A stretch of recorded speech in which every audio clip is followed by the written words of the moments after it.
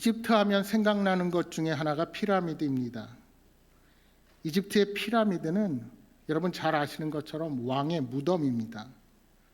특히 기자의 피라미드는 세계 7대 불가 사의 중에 하나로 가로 230.5m, 세로 230.5m, 그리고 높이 146.6m입니다. 이것을 모두 1.5톤이나 되는 돌들로 쌓아서 만들었습니다. 많은 학자들이 주장하기를 적어도 이 무덤 하나를 짓는데 소요된 기간은 20년 정도일 것이다. 또 투입된 사람만 해도 10만 명은 좋게 될 것이다 추정합니다. 여러분 보시면 그 무덤 안에 그 왕의 미이라만 있는 게 아니라 다른 시체들도 같이 있습니다. 왕 한 사람의 무덤을 위해서 동원된 사람, 죽어가야 했던 사람이 이렇게 많이 있습니다. 뿐만 아닙니다. 약 1000년간 이집트의 수도였던 룩소르에 가시면 기둥 하나 둘레가 13m나 하는 엄청난 왕궁과 신전을 사막 한가운데 여러 개 지어 놓았습니다. 그 주변을 아무리 둘러보아도 그런 돌이 나올 데가 없는데 어디서 도대체 이런 돌들을 운반해서 왕궁을 지었을까 하는 의문이 듭니다.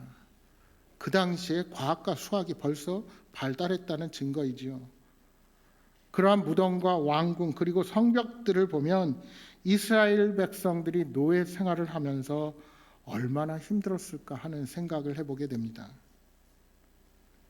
이러한 어려움 속에서 400년이 넘는 시간 노예 생활을 했던 이스라엘 백성들은 그들의 삶이 너무나도 고달파서 하나님께 부르짖었습니다.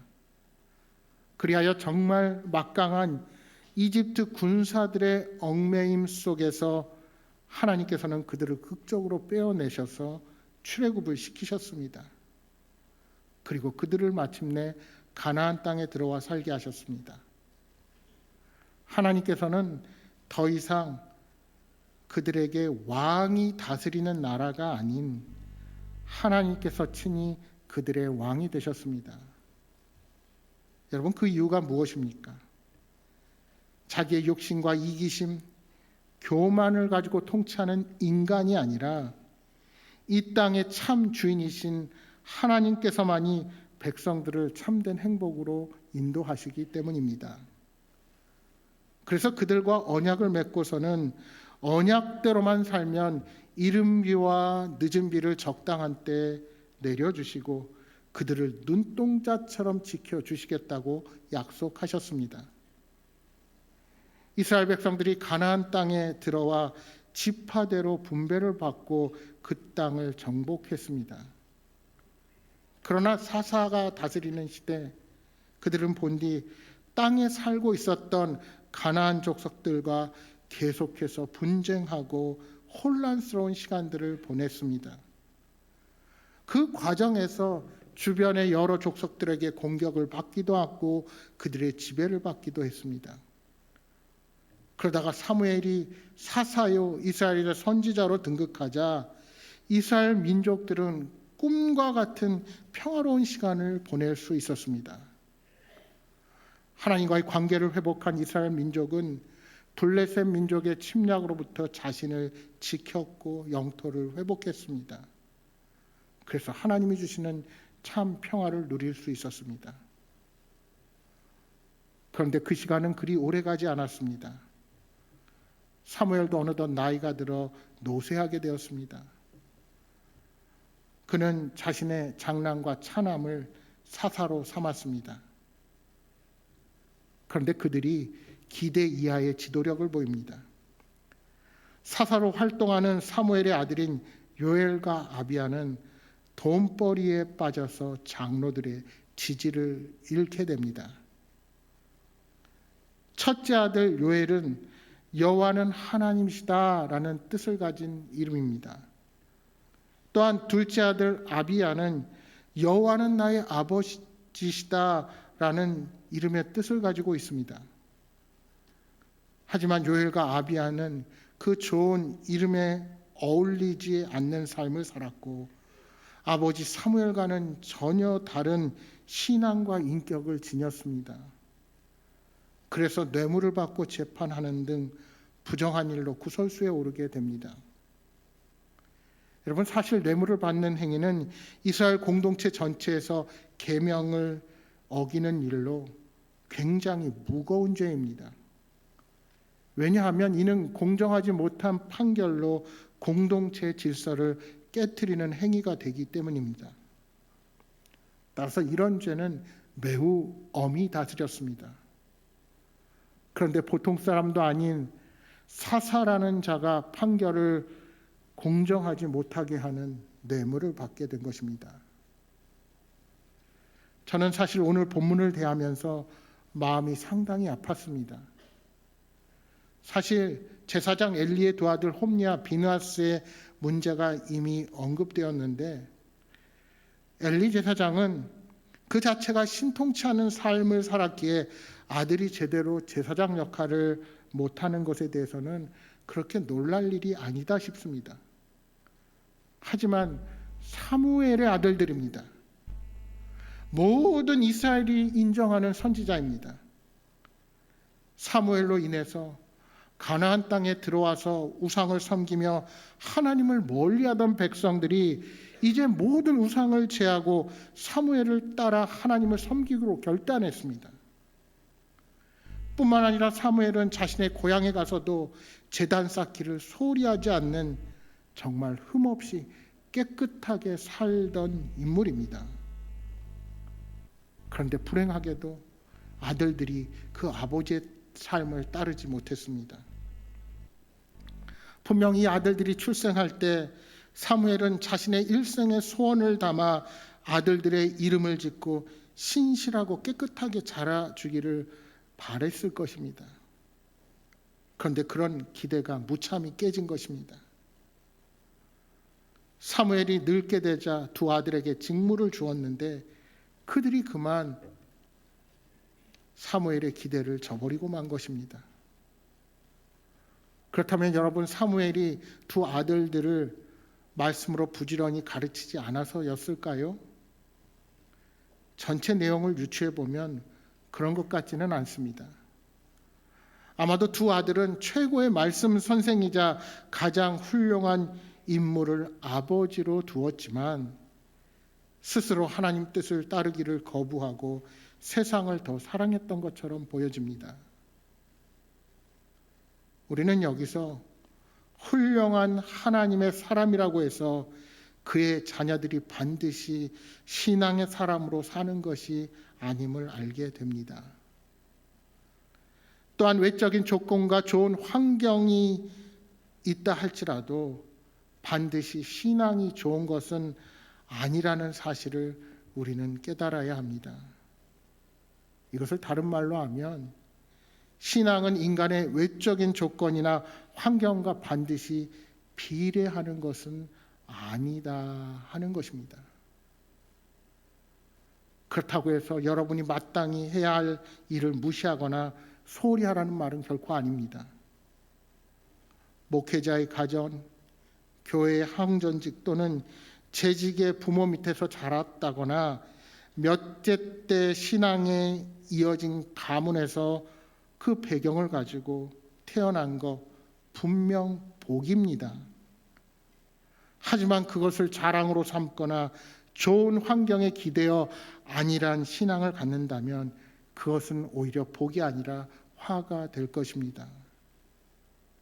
따라서 우리는 끼어서 늘 영적인 싸움을 싸워가야 합니다. 우리는 우리의 자녀와 우리의 다음 세대들이 복음 앞에서 바로 서도록 최선을 다해 옳은 길로 인도해야 합니다. 그와 동시에 우리는 자신의 지식과 노력으로 그리고 재능만으로 반드시 사람이 변할 것이라는 그런 착각을 버려야 합니다. 물론 나쁜 환경보다 좋은 환경이 올바른 신앙을 가지는 데 크게 도움이 될 것입니다. 그러나 그런 환경이 그 사람에게 결정적으로 올바른 신앙을 소유하도록 하지는 못합니다. 여러분, 가룟 유다를 생각해 보십시오. 3년간 예수님과 함께 했습니다.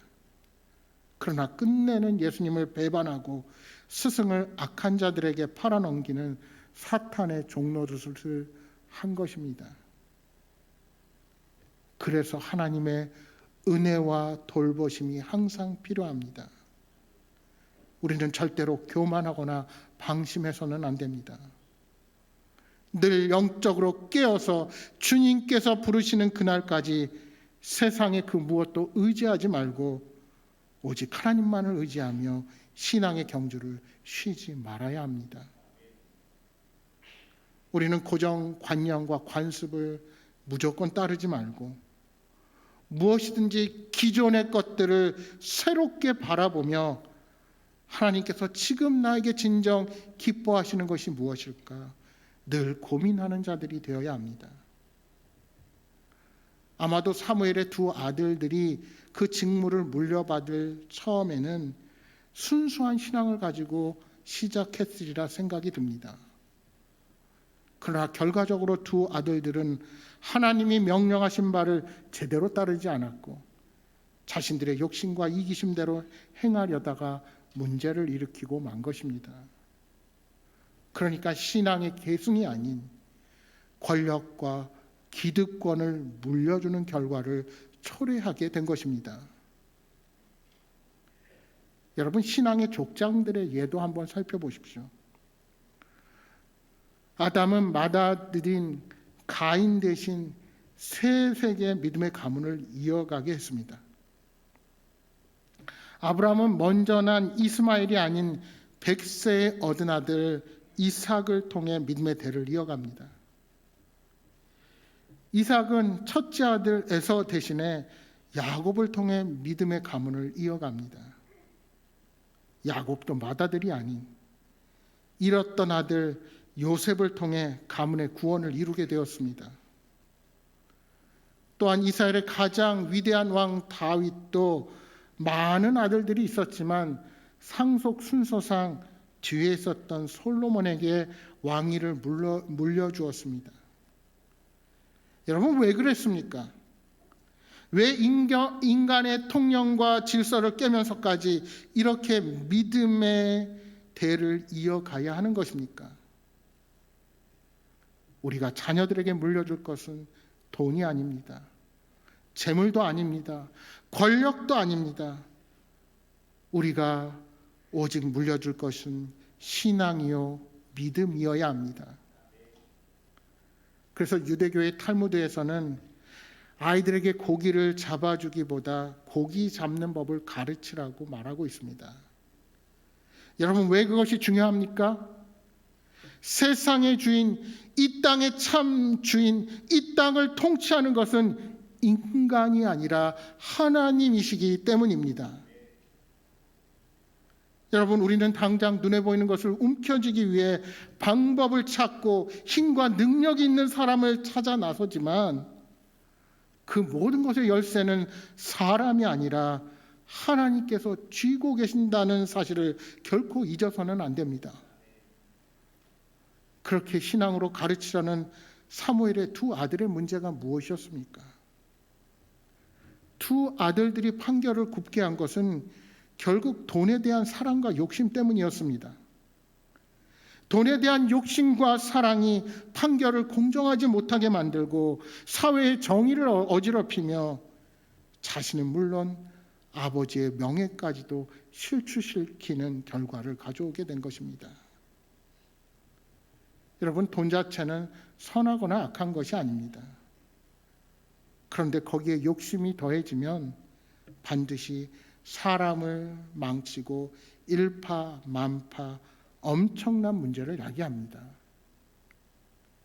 돈에 우리의 욕심이 결부될 때 문제가 발생하지 않는 경우는 거의 없습니다. 그것은 어떤 형태로든 문제를 일으키고 사람을 파멸로 몰아넣게 되어 있습니다. 그래서 성경에 보시면 돈 욕심으로 인해 망한 사람들이 많이 등장합니다. 사실 제사장 엘리의 두 아들 홈리와 비나스의 문제도 잘 따지고 보면 재물의 욕심 때문입니다. 가룟 유다도 재물에 대한 욕심으로 자신의 스승이자 인류의 구원자이신 예수님을 팔아넘기게 된 것입니다. 물론 우리가 세상을 살아가기 위해서는 돈이 필요하고 돈도 벌어야 합니다. 그 자체가 결코 문제는 아닙니다. 하지만 결코 돈의 노예가 되어서는 안 됩니다. 우리에게 돈이 필요한 것은 우리의 주인 되신 하나님의 뜻을 이루기 위해서여지 나의 욕심과 이기심을 이루기 위함이 목적이 되어서는 결코 우리는 바른 삶을 살아내지 못할 것입니다. 예수님은 분명 우리에게 하나님과 재물을 겸하여 섬기지 못한다고 말씀하셨습니다. 재물을 주인으로 택하든지 아니면 하나님을 주인으로 삼든지 우리는 분명하게 결정해야 합니다. 디모데전서 6장 17절에 말씀합니다.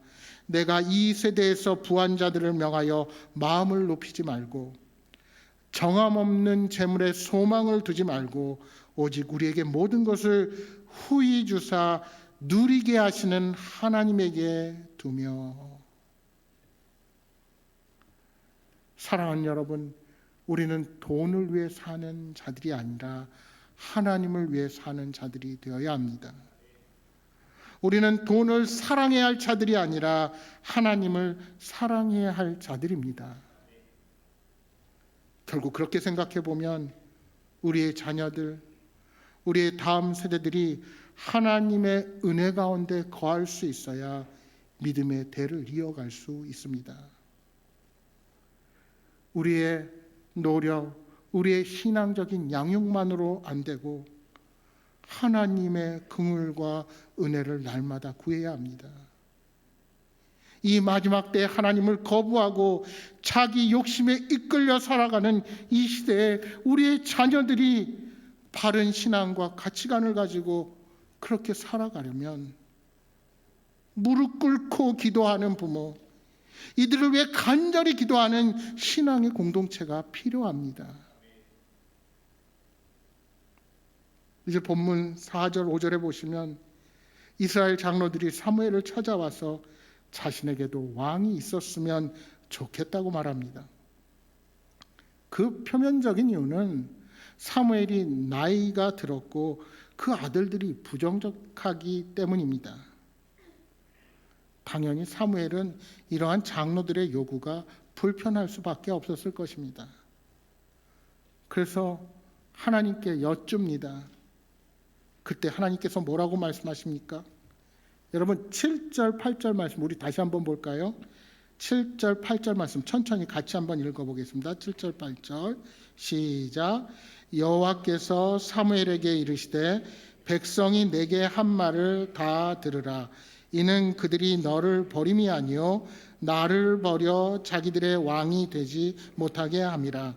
내가 그들을 애굽에서 인도하여 낸 날부터 오늘까지 그들이 모든 행사로 나를 버리고 다른 신들을 섬김같이 내게도 그리하는도다. 아멘. 그들이 너를 버림이 아니요 나를 버려 자기들의 왕이 되지 못하게 함이니라. 그들은 이미 핑계거리를 찾고 있었던 것입니다. 물론 사무엘의 아들들이 판결을 굽게 한 것은 커다란 잘못입니다. 그러나 정말 그것만이 문제라면 왕을 세워서 다스릴 문제가 아니라 그 문제를 바로잡고 옳은 길을 걸어갈 다른 하나님의 사람을 세우면 됩니다. 하나님께서 백성이 사무엘을 버린 것이 아니라 나를 버린 것이다 라는 말씀에는 어떤 의미가 담겨 있습니까? 백성의 마음 깊은 곳에 하나님을 왕으로 경외하며 복종하고자 하는 뜻이 더 이상 없다는 것입니다. 사실 여태껏 눈에 보이는 도움과 안정을 찾아서 가나안 땅에 들어와서 우상을 섬기며 살아왔습니다. 사무엘이 통치를 시작하면서 잠시 우상으로 돌렸던 그 시선을 다시 하나님께로 모아서 그렇게 하나님을 섬기며 살아갔지만 그들 마음속 깊은 곳에는 아직도 남아있는 세상의 우상들이 있어서 세상에 대한 미련이 그들에게 꿈틀거리고 있었던 것입니다. 그래서 그들은 이제 보이지 않는 하나님을 버리고 눈에 보여서 의지할 수 있는 세상의 힘, 세상의 권력을 요구하기에 이른 것입니다. 여러분, 하나님이 왕이셨을 때, 즉 하나님이 통치하시는 이스라엘 백성들이 겪었던 전쟁은 어떠했습니까? 거룩한 전쟁, 하나님께서 스스로 싸우시는 전쟁이었습니다. 그들은 애굽 땅을 출발할 때 오합지졸이었습니다. 무기도 군대도 아무것도 아니었습니다. 그러나 가는 데마다 거룩한 전쟁으로 하나님께서 그들을 이기게 하셨습니다. 그래서 하나님은 천둥 소리를 일으키시고 전쟁을 승리로 이끌어 가셨습니다. 그들의 힘이 아닌 하나님의 능력으로 거둔 승리였습니다. 그러나 안타깝게도 백성들의 눈으로 본 것은 하나님의 능력이 아니었습니다. 그들은 번제를 드리는 사무엘을 보았고, 시간이 지나서 사무엘이 늙고 사무엘의 아들들이 그 역할을 잘 감당하지 못하자 우리에게도 왕을 세워달라고 요구하게 된 것입니다. 그런 그들에게 하나님이 말씀하십니다. 9절입니다.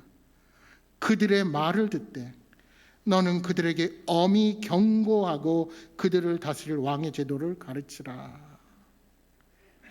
무엇을 엄히 경고하십니까? 여러분, 왕을 세우면 어떤 일을 해야 합니까? 백성은 군인으로 징발되고 각종 부역을 감당해야 합니다. 왕이 정한 각종 세금에 시달리게 될 것입니다. 그리고 마침내는 왕의 종이 되고 말 것입니다. 그래도 백성들은 눈에 보이는 힘 있는 왕을 요구합니다. 지금 당장 자신들의 안전만을 보장받으면 된다고 생각했을 것입니다. 하나님과의 바른 관계를 버리고 세상의 방법대로 세상 사람들의 통치를 받고자 한 것입니다. 사랑하는 여러분, 여러분은 누구를 의지하며 이 땅을 살아가십니까? 누가 여러분을 다스립니까? 하나님이 여러분의 왕이십니까? 세상의 권력을 진 자가 여러분을 다스립니까? 여러분, 이스라엘 민족이 아닌 이 자리에 계신 여러분 자신은 과연 무엇을 의지하면서 이 땅을 살아가고 계십니까? 하나님의 자녀는 안전을 하나님께 맡기고 하나님을 섬기며 사명에 충성하는 자들이어야 합니다. 그러나 현대를 살아가는 우리들은 안전이라는 이름으로 너무나 많은 대가를 치르면서 살아갑니다. 여러분들의 삶의 문제를 해결해 나아갈 때 왕이신 하나님의 다스림 속에서 결정하고 계십니까? 아니면 저울질하고 계산하고 내 마음에 들어야 한다는 기준으로 내 마음이 가는 대로 결정하십니까? 그것은 우리의 재정에 대한 결정, 자녀들의 진로, 미래에 대한 계획도 마찬가지입니다. 사랑하는 여러분, 신앙인의 인생은 믿음의 모험입니다. 하나님의 말씀을 붙잡고 이 세상 한복판에서 모험을 즐기는 것이 진정한 신앙인입니다. 사실 여러분, 모험은 위험한 것이지요. 하지만 왕이신 하나님께서 다스리고 계시기에 우리는 위험의 한복판 속에서도 평안을 경험할 수 있는 것, 그것이 바로 참된 그리스도인입니다. 안전이라는 말을 핑계로 우상을 숭배하는 어리석음이 우리 생활에 너무도 깊숙이 들어와 있다는 것을 생각해 보셨습니까? 여러분, 성도가 의지할 대상은 목회자도 눈에 보이는 표적과 기사도 아닙니다. 돈과 권력, 그것이 지켜줄 것 같지만 오래 가지 못합니다. 이스라엘 장로들이 간과한 것은, 지금까지 그들을 다스린 것은 사무엘이 아니라 하나님이라는 사실을 간과했던 것입니다. 육신의 눈으로는 다 보이지 않지만 영의 눈, 믿음의 눈으로만 볼 수 있는 하나님의 통치가 있다는 사실을 명심하시기 바랍니다. 그것을 볼 수 있을 때 우리는 하나님을 진정한 왕으로 인정하며 살아가게 될 것입니다. 세상을 보며 공정하지 못한 제도, 열심히 노력해도 많이 얻을 수 없다는 사실에 좌절하고 낙심하는 우리 젊은이들이 있을 것입니다. 살다 보면 분명 나보다 주변 사람들이 더 낫고 부러워 보일 때가 많이 있습니다. 돈 많고 지위가 높은 사람들, 남보다 외모가 뛰어나서 인기가 많은 사람들을 동경하기도 할 것입니다. 그래서 우리 젊은 사람들은 연예인들을 보면 부럽고 나도 저런 화려한 삶을 꿈꿉니다. 그러나 세상의 형통함을 부러워할 필요가 없는 것은 반드시 하나님의 심판의 날이 있기 때문입니다. 따라서 우리는 이 세대를 부러워하지 말고 하나님의 선하신 뜻을 분별하며 믿음으로 이 땅을 살아가야 합니다. 그러기 위해서는 말씀으로 무장해야 합니다. 왜요? 우리의 왕이신 하나님의 뜻 앞에 바로 서면 세상의 그 어떤 세력도 우리를 결코 무너뜨릴 수 없기 때문입니다. 사랑하는 여러분, 그 믿음으로 이 한 주도 하나님과 동행하는 복된 한 주가 되시기를 주님의 이름으로 축복합니다.